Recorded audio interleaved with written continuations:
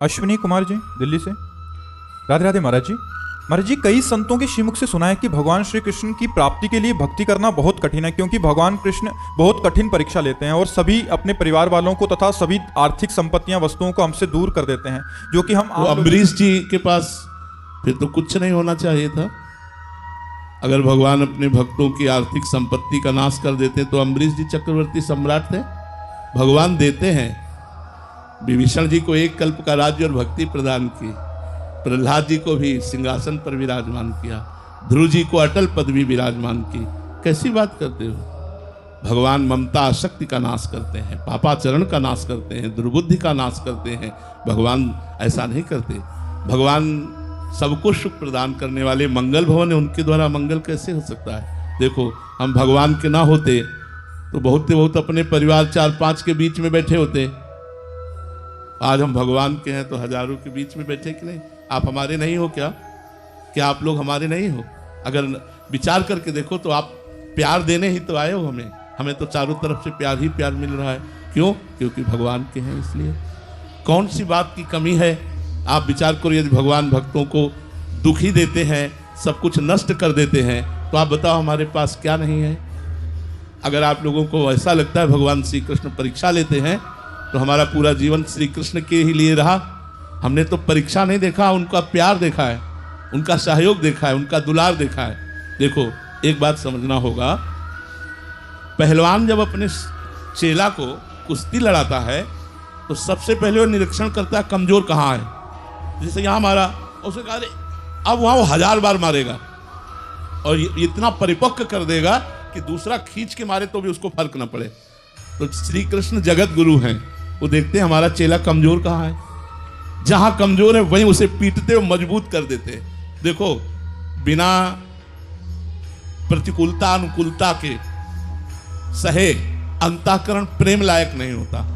दोनों चीज सहनी पड़ती है, अनुकूलता भी और प्रतिकूलता भी। अनुकूलता में फूले ना और प्रतिकूलता में हम दुखी ना हो। एक शीशा है, ऐसे कंकड़ मारो फूट जाता है नहीं, और गरम ठंडा करके प्रोसेस से उसे जब बनाया जाता है तो बुलेट प्रूफ हो जाता है। गोली मारो तो नहीं, वही शीशा गोली मारो तो नहीं टूटेगा, और वही शीशा कंकड़ मारने पे टूट जाता है। तो भगवान श्री कृष्ण अपने चेला को बुलेट प्रूफ बनाते हैं। माया का काम, क्रोध, लोभ, मोह, मद, मत्सर, अपमान, ये कुछ भी भगवान के भक्त का बाल बांका न कर सके।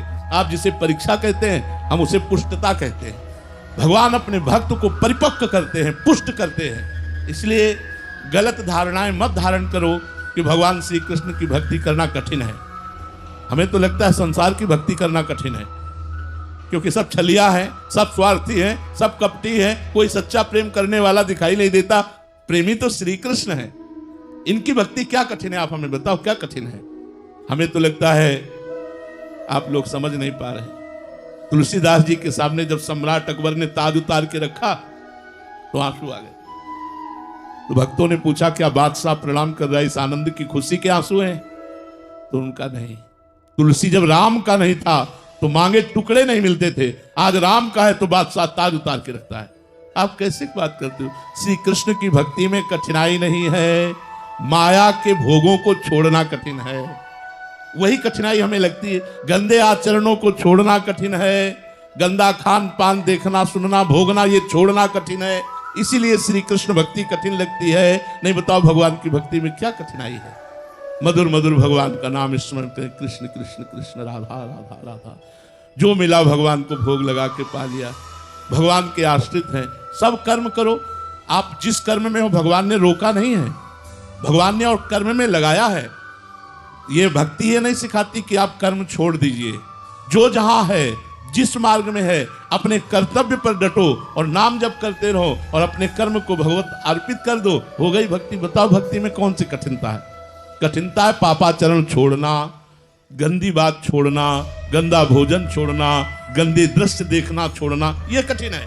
इसीलिए कठिन जान पड़ती है। महाराज जी, क्या अभी आप गुरुजनों ने सरल बना दिया? नहीं तो इतना कठिन मान्यता हो गई थी कि केवल सब कुछ घर परिवार छोड़ने के बाद ही भजन किया जाता। नहीं नहीं, बिल्कुल गलत बात, बिल्कुल गलत बात। हम फिर कह रहे हैं, तुम्हारे परिवार में 5 लोग होंगे, हमारे परिवार में 500 लोग हैं। जब वो परमात्मा जिसकी हम शरण में हैं वो हमें देख रहा है तो आवश्यकताओं की पूर्ति कर रहा है, सब कर रहा है। आप चिंता क्यों करते हो? त्याग का मतलब है मन को भगवान में लगाना, जगत से हटाना।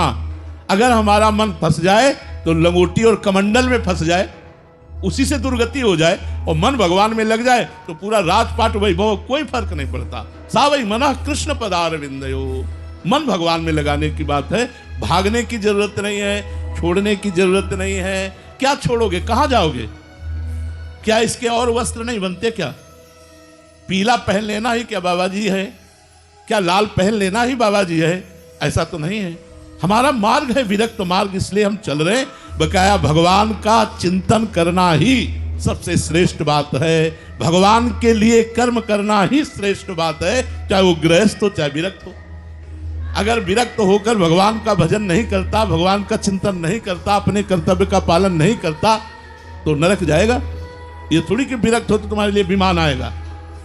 हरे शिष्य धन शोक न हरे, सो गुरु घोर नरक मा परे। ले सो गुरु घोर नरक मा परे। बात यहां भगवान से चित्त जोड़ने की है। कहते फिर आप बाबा जी क्यों हो गए? हमारे कपारे में लिखा था, हमारे भाग्य में लिखा था तुम्हें बाबा जी बनकर जिंदगी गुजारनी है। नहीं, भगवान की प्राप्ति के लिए हृदय का समर्पण चाहिए, भजन चाहिए, ममता आसक्ति समेट कर भगवान में लगा दो, ये चाहिए। ये सब बाहरी बातों पर ध्यान मत दो। अगर बाहरी ध्यान दो तो हमें बताओ कौन सी ऐसी गुफा है जो माया रहित है कि वहां पहुंच जाओ, माया नहीं। तो इसलिए भजन करो, भागने की जरूरत नहीं है। उद्देश्य परिवर्तन की जरूरत है, देश परिवर्तन या कर्तव्य परिवर्तन की जरूरत नहीं है।